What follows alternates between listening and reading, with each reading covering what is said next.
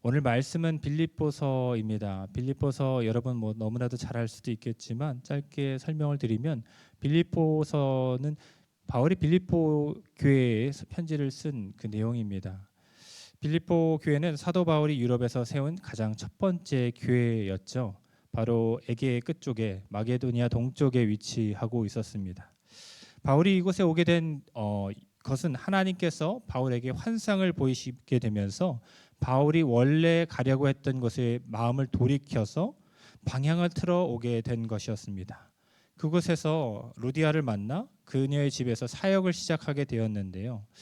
근데 아이러니하게도 여러분 잘 사도행전 16장 말씀을 보시면 아시겠지만 하나님의 환상을 보고 그 지역으로 갔으나 그를 향해 기다리고 있었던 것들은 사람들의 환대가 아니라 박해와 어려움이었다는 것을 우리가 잘 알고 있습니다.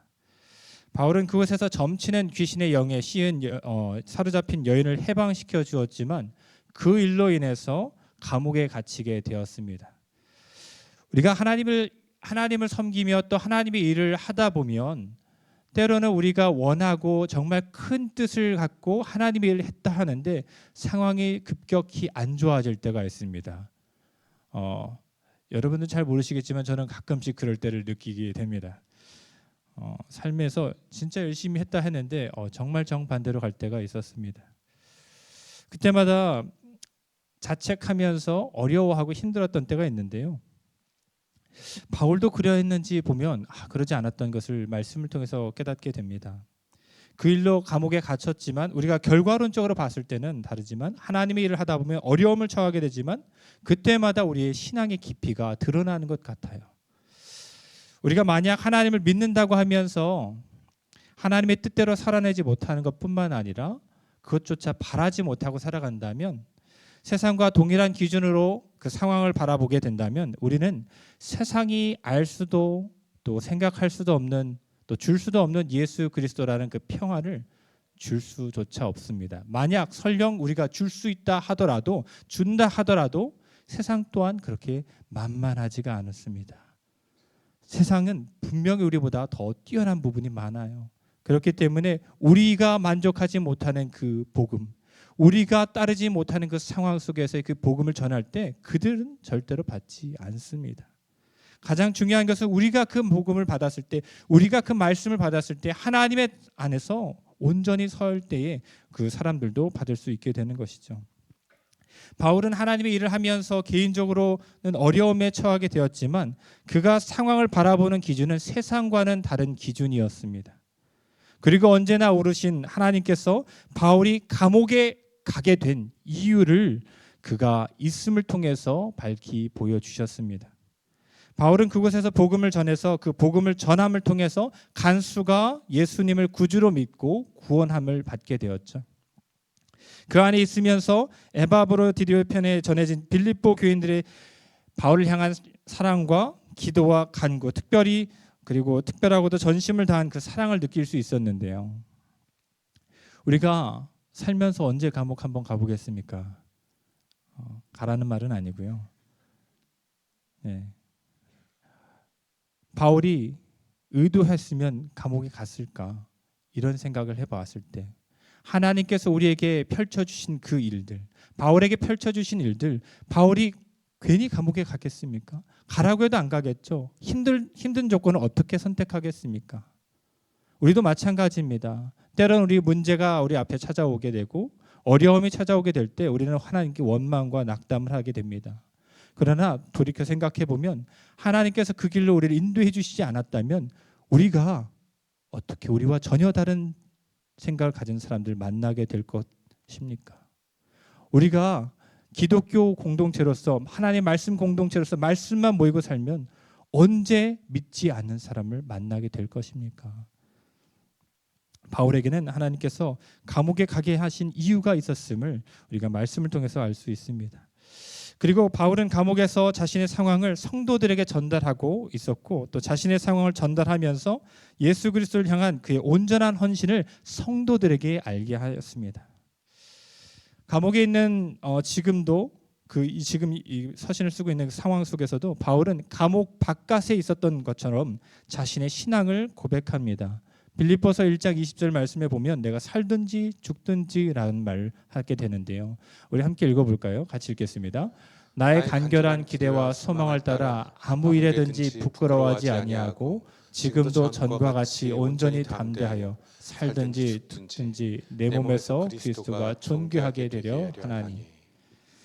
자기 간증을 통해 우리에게 전함을 통해서 그가 무엇보다 복음을 위해 어떠한 자세로 살았는지를 우리에게 보여주고 있습니다. 또 죽음이라는 그 어렵고 그 거대한 장벽 속에서 무엇을 최우선으로 두고 살았는지 바울의 그 삶을 이 단어, 이 말을 통해서 우리가 깨닫게 됩니다. 우리는 여기서 빌립보서가 그 어떤 책보다 그런데 기쁨을 강조하고 있음을 우리가 생각해 볼 필요가 있습니다. 역설이죠. 바울이 처해 있는 상황은 감옥에 있는 상황이었고 정말로 희망을 바라볼 수 없는 그 상황 속에서 그가 제일 강조하고 있었던 단어가 바로 기쁨이었음을 우리가 생각해 볼 필요가 있습니다. 빌립보서에서 기쁨을 강조하는데 명사형이나 동사형이나 구분하지 않고 10회 이상을 사용했다 합니다. 다른 어떤 서신보다 더 많이 기쁨을 강조했다라고 합니다. 우리가 상황적으로 볼 때, 내게 주어진 일을 볼 때, 하나님의 일을 할 때 내게 악조건이 계속 펼쳐질 때 우리는 당연히 처음에는 괜찮게 생각합니다. 그러나 1년, 2년, 3년, 4년, 5년, 6년, 10년, 20년 버텨낼 수 있겠습니까? 하나님의 일을 했는데 내 삶의 모든 궤도가 상승곡선이 아니라 하향곡선으로 펼쳐진다면 여러분 버텨낼 수 있겠습니까? 보장되어 있지 않는 삶이었습니다. 우리가 결과론적으로 말씀을 바라보지만 바울에게는 이 삶이 절대로 보장되어 있지 않는 삶이었음을 우리가 생각해 볼 때 그가 이 상황을 건너서 우리가 그 바라볼 수 있는 세상이 바라볼 수 있는 기준과 동일하게만 바라보고 복음을 전하지 않고 그 이상을 바라보고 전했음을 우리가 알 수 있습니다. 다른 어떤 책보다 기쁨이라는 단어의 사용 빈도수가 높습니다. 기쁨을 찾아볼 수 없는 상황 속에 있던 사도 바울을 볼 때 그의 믿음이 얼마나 깊은지를 알 수 있습니다. 그리고 이 본문을 볼 때 제가 얼마나 낮은지를 알 수 있게 되더라고요.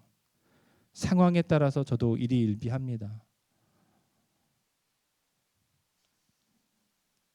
불쌍하게 쳐다봐 주시고 안타까운 존재로 쳐다봐 주시는데 뭐 다 똑같다고 생각하고 제가 고백을 한 건데 저만 그랬다니 뭐 한편으로 안심입니다.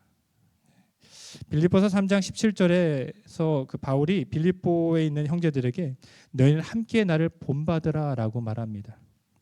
자신을 본받으라라고 말하는 게 얼마나 대단하고 담대한 말입니까? 내 자신을 알 때 절대로 저를 본받지 마십시오라고 말할 텐데 딸에게도 아빠처럼 살지 말아라 뭐 이렇게 말할 수도 있겠지만은 자신을 본받으라라고 말한 그 문장이 얼마나 담대한 문장인지 모릅니다. 지금 감옥에 있는 바울을 보고 자신을 담대하게 본받으라라고 말한 내가 지금 감옥에 있는데 자녀에게 나처럼 살아라 우리가 어떻게 말할 수 있겠습니까?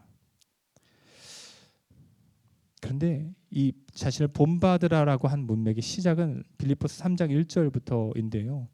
그 시작의 말씀을 보면 바로 기뻐하라는 문맥에서 나온 것을 보면 그가 상황에 따라 변하는 마음으로 주님을 섬긴 것이 아님을 우리에게 여실히 보여주고 있습니다. 오늘 본문은 바울이 이 상황에 구애받지 않는 기쁨을 어떻게 누리게 되었고 그 기쁨으로 어떻게 살아가게 되었고 그 기쁨을 어떻게 유지하고 성장하게 되었는지를 보여주는데 우리 12절 말씀을 같이 함께 읽겠습니다. 같이 12절 읽겠습니다. 시작.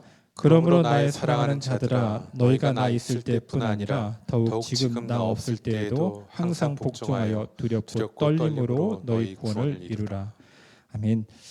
사랑하는 자들아 너희가 나 있을 때뿐 아니라 더욱 두렵고 떨림으로 너희 구원을 이루라라는 말을 보면 언뜻 보면 구원을 은혜로 주시는 것이 아니라 노력으로 획득할 수 있는 것처럼 보입니다. 그러나 우리가 바울의 다른 서신을 통해서 그가 한 말을 보면 전혀 그런 의미로 이 말을 한 것이 아님을 알 수 있습니다. 에베소서 2장 8절부터 9절 말씀인데요. 우리 또 같이 읽겠습니다. 시작. 너희는 그 은혜에 의하여 믿음으로 말미암아 구원을 받았으니 이것은 너희에게서 난 것이 아니요 하나님의 선물이라. 행위에서 난 것이 아니니 이는 누구든지 자랑하지 못하게 함이라. 아멘. 너희가 받은 이 구원은 하나님의 선물이라 행위에서 난 것이 아니니 누구든지 자랑하지 못하게 함이라라고 말한 것처럼 바울이 전하는 구원은 행위 구원을 언급하는 것이 아닙니다. 그렇다면 12절에서 전하라는 그 구원을 이루라라는 의미는 우리가 알 수 있는 예수님을 우리 구주로 믿고 영접하는 순간 하나님께서 우리에게 의롭다 칭하시는 그 칭의로서 구원이 아니라는 뜻을 의미합니다. 그렇다면 이 구원의 의미는 무엇일까요? 퀴즈는 아닙니다. 답은 정해져 있습니다. 아마도 제가 생각했을 때 바울은 너희가 하나님 자녀로 부름을 받음으로써 하나님 자녀됨이라는 권세를 얻게 되었는데 이 구원의 삶을 실제로 나타낼 수 있도록 힘쓰라라는 성화의 의미로 나타낸 것이 아닐까 싶습니다. 쉽게 말해서 매일 당신의 삶이 성령의 인도하심을 따라 인도와 역사하심을 따라 성화의 삶을 살아가기를 애쓰고 힘써라라고 말합니다. 그럼에도 불구하고 이 이루다라는 단어가 여전히 사람의 노력을 의미하는 것처럼 보일 수 있습니다. 그렇죠. 이루다. 그런데 하나님의 역사는 항상 우리를 통해서 일하시는 것은 하나님 홀로 혼자만 일하시는 것이 아님을 우리에게 보여주실 뿐만 아니라 그 사람의 움직임이 없을 수는 없습니다.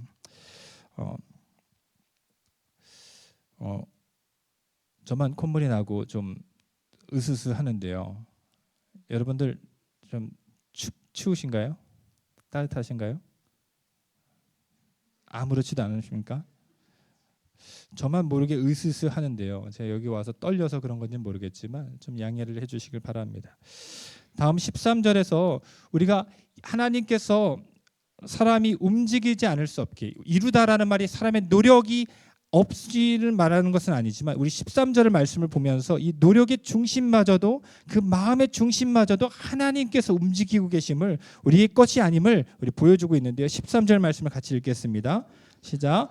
너희 안에서 행하시는 이는 하나님이시니 자기의 기쁘신 뜻을 위하여 너희에게 소원을 두고 행하게 하시나니.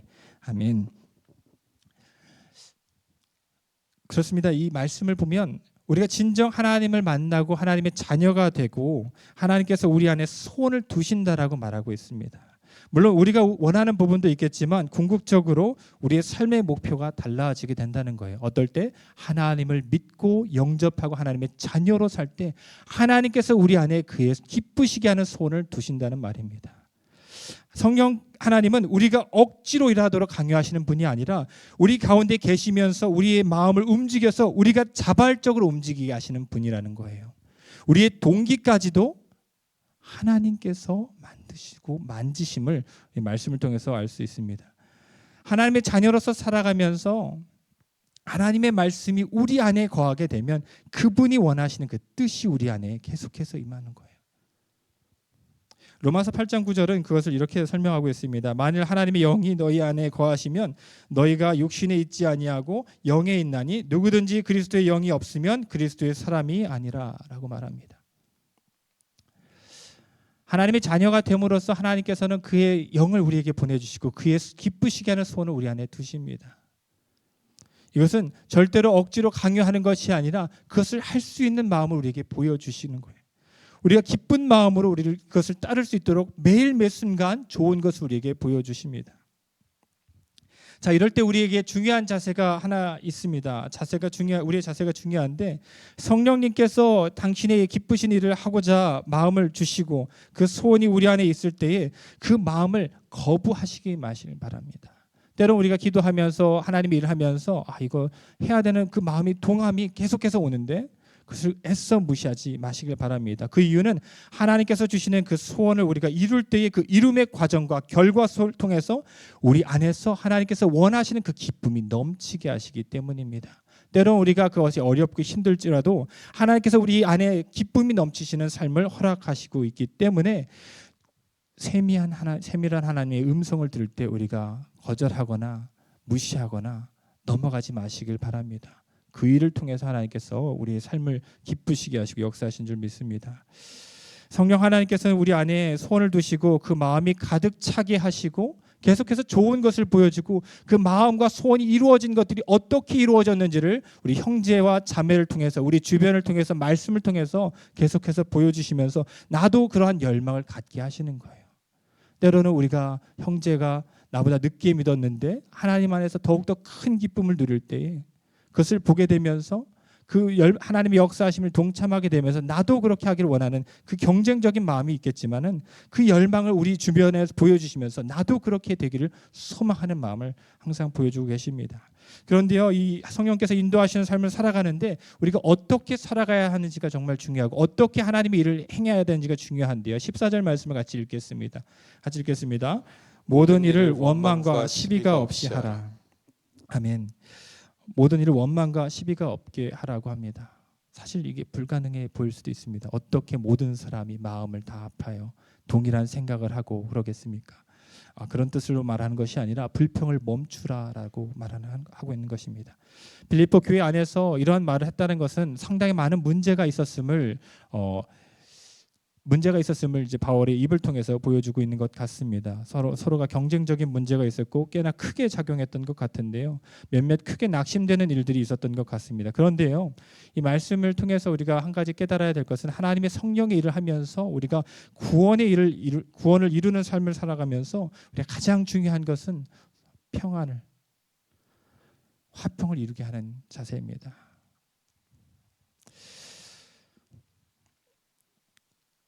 우리가 구원을 이루면서 성령의 인도하심을 따르는 삶에 있어서 우리 가운데 없어야 할 두 가지, 바로 원망과 시비라고 말을 오늘 14절 말씀을 하는데, 원망은 단순히 불만을 제기하는 것에 끝나지 않습니다. 지난 몇 주 전에 담임 목사님께서 설교에서 말씀하셨던 것처럼 원망이라는 것이 그분을 못 믿겠다는 불신을 표현하고 있는 것입니다. 원망이고 불평이 단순히 그 단어에서 끝나는 것이 아니라 하나님을 부정하는 것을 우리를 보여주고 있는 것입니다. 광야에서 이스라엘 백성들이 홍해를 건넌 후에 바로 직후에 물이 없어서 하나님을 원망하고 우리를 죽이기 위해서 이 자리로 끌고 왔는지, 먹을 것이 없게 해서 여기 이 자리에 끌고 왔는지 불평과 원망을 했던 것, 하나님을 믿지 못하겠다는 거예요. 하나님의 손이 짧아졌느냐라고 말씀하신 것처럼 하나님께서 이곳에 인도하여 주신 그 이유가 있음에도 불구하고 때로는 우리 눈에 보이는 그 조건과 상황 속에서 우리가 생각하고 판단하며 하나님께 불평과 원망을 하는데, 하나님의 일을 함에 있어서 우리가 원망과 불평을 하지 않기를 바랍니다. 이 원망이라는 불평은 시비로 이어지는데요, 이 시비라는 단어가 단순히 옳고 그름을 가르는 것이 아니라 여기에서는 논쟁하고 의심하는 의미로 사용되었습니다. 원망과 시비라는 불평과 끊임없이 의심하기라는 단어는 우리 속에서 거룩한 뜻을 세워나가시려고 하는 성령님을 붙잡아 세우는 행위입니다. 사실 하나님께서 계속 가시길 원하시고 우리가 믿고 따라가길 원하시는데, 그러한 것들을 우리가 계속 잠시만요 이거 짚어보고 나갈게요. 하나님, 이것은 조금 이런 것 같습니다. 이 불평과 이 시비가 있는 것으로 생각할 때에 하나님을 붙잡아 세우는 행위이며, 그 삶이 계속될 때는 우리 신앙의 원동력이 멈춰지게 되는 결과를 초래하게 됩니다. 또 특별히 14절을 말씀한 바울이 말한 이유가 있는데요, 바로 15절과 16절을 통해서 그 이유를 살펴볼 수가 있습니다. 15절 16절을 같이 읽겠습니다. 이는 너희가 흠이 없고 순전하여 어그러지고 거스르는 세대 가운데서 하나님의 흠 없는 자녀로 세상에서 그들 가운데 빛들로 나타내며 생명의 말씀을 밝혀 나의 다름질이 헛되지 아니하고 수고도 헛되지 아니하므로 그리스도의 날에 내가 자랑할 것이 있게 하려 함이라. 아멘. 원망과 시비를 빨리 없애야 하는 이유, 성경에 여러 방면에 있습니다. 원수사탄이 너의 발틈을 마음의 발을 딛지도 못하게 그 풋홀드를 없애버리라고, 풋홀드에 발 서지도 못하게 말하라고 말한 것 보면 반드시 빨리 없애야 되는데, 두 가지 이유로 오늘 15절 16절 말씀을 바울이 전했는데요. 첫 번째는 어그러지고 거스르는 세대 속에서 흠없고 순전한 사람이 되기 위해서라고 전했고요. 둘째는 그런 어두운 세상 가운데서 생명의 말씀을 빛으로 밝혀 많은 이들을 주님께 돌아오게 하기 위함이라고 15절과 16절 말씀을 요약하면 그렇습니다. 제가 이렇게 빨리 말한 이유는 평상시 이렇게 빨리 말하지 않지만 빨리 끝나면 다들 행복해하니까 기쁨을 적용해서 말씀을 드린 건데요. 아직 끝나진 않았습니다. 끝나진 않았는데 또 우리 기쁨을 같이 나눌 수 있기를 소망합니다. 제가 앞서 말씀드린 것처럼 우리가 만약 하나님을 믿는다고 하면서 하나님의 뜻을 살아내지도 못할 뿐더러 바라보지도 못하고 세상의 기준에 맞추어 저 사람이 저렇게 생각하니까 나도 동일한 기준에서 바라보게 된다면 우리는 세상이 알 수도 생각조차 할 수도 없고 줄 수도 없는 예수 그리스도라는 그런 평안을 줄 수 있는 능력조차가 없습니다. 세상도 그러한 평안이라는 고 불리는 그 굴레를 받아들일 의향이 없어요. 평안이라는 그 허울 좋은 말 속에 각종 하지 마라라는 것들만 준다면 세상이 어찌 그걸 받겠습니까? 흠이 없고 순전한 사람이 되어 생명의 말씀을 밝혀 많은 이들에게 드러낼 때 사람들도 그것을 알기를 소망할 것입니다. 저는 목회자를 종종 이렇게 비유합니다. 좋은 스피커라고 비유를 합니다. 하나님의 동일한 말씀이 스피커를 통해서 전해지는데요. 그 스피커라는 말하는 사람의 스피커라고도 하죠. 그 스피커가 그 음을 제대로 내지 못하거나 망가져 있거나 고장나 있으면 그 아무리 좋은 소리라 할지라도 그 소리는 소음에 불과하고 귀를 힘들게 하는 소리와 같습니다. 검게 칠한 아스팔트 도로가에 사람들에게 중요한 정보나 위험을 알리기 위해 붉은색이나 주황색, 노란색으로 구별된 표지판이 되지 못하고 색이 바래 보이지도 않고 흙과 진흙으로 뒤덮여 쌓여서 어떠한 기능도 하지 못한다면 우리는 생명을 구하기는커녕 사람을 위험한 길로 내몰 수밖에 없습니다. 제가 오늘 아침에 그랬거든요. 저 힐스테이트 위쪽에서 내려오면 좌회전해서 들어오는 길이 있잖아요. 그렇죠?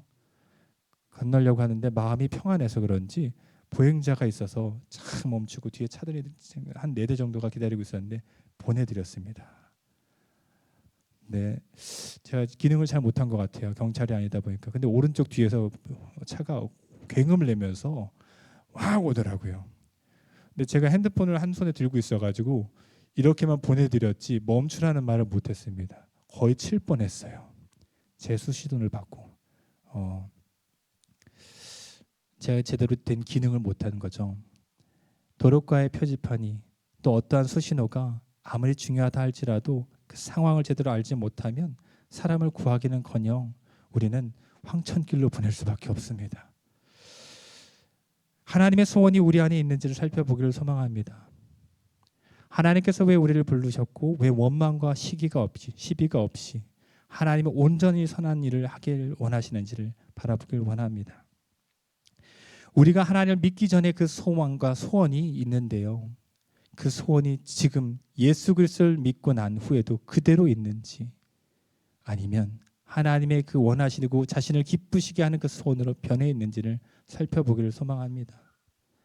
우리가 진정 예수를 믿고 변화한 삶을 살고 있음을 바로 파악할 수 있는 방법은 지금 현재 나의 소원이 하나님께서 내 마음에 두신 소원인지 아니면 그럴싸하게 포장해서 마치 하나님을 위한 것처럼 보이게 해서 그 덕에 낙수 효과나 누리려는 마음인지 우리의 소원이 무엇인지를 분별하면 나오게 됩니다. 그 하나님께서 우리 안에 계속 거하셔서 자신이 기뻐하시는 그 소원을 두셨는지 우리 안에 있는 소원을 보시길 원합니다. 네 보물이 있는 곳에 네 마음도 있느니라. 마태복음 6장 21절의 말씀처럼 우리의 마음에 가득 차 있는 소원이 무엇인지를 봄에 따라 우리 안에 일하시는 분이 누구신지를 알 수 있습니다. 여러분 안에 누가 계십니까? 무엇을 간절히 지금 바라고 계십니까? 그리고 성령께서 우리 안에 두신 그 소망을 따라 많은 사람을 옳은 대로 돌아오게 한 자는 별과 같이 영원히 빛나는 삶이 여러분의 삶에 기다리고 있습니다. 감옥에 갇힌 바울은요, 빌립보 교인들이 보내온 이 편지와 사랑이 자신에게 큰 기쁨이었음을 깨닫게 되었습니다. 또 그리스도의 날 하나님 앞에서 자신의 자랑들이 여기 있구나라는 것을 깨닫게 되었고요. 하나님의 은혜를 전하면서 어려워진 자신의 상황과 자신이 여전히 상황 때문에 낙심하는 것이 아니라 자신이 여전히 올바른 길을 걷고 있다는 하나님의 깊은 위로를 느끼게 되었습니다.